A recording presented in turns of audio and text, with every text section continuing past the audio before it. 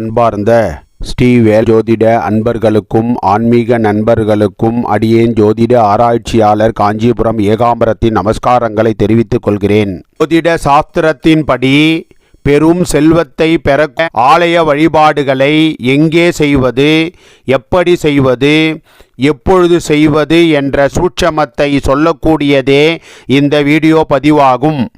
எங்கே சென்று வழிபட வேண்டும் என்று பார்க்கின்ற பொழுது திருச்சி மாவட்டம் முசிறி வட்டம் வெள்ளூரில் அமைந்துள்ள ஸ்ரீ சிவகாம சுந்தரி சமேத திருகாமேஸ்வரர் ஆலயத்தில் அமைந்துள்ள ஸ்ரீ ஐஸ்வர்ய மகாலட்சுமியை வழிபட வேண்டும்.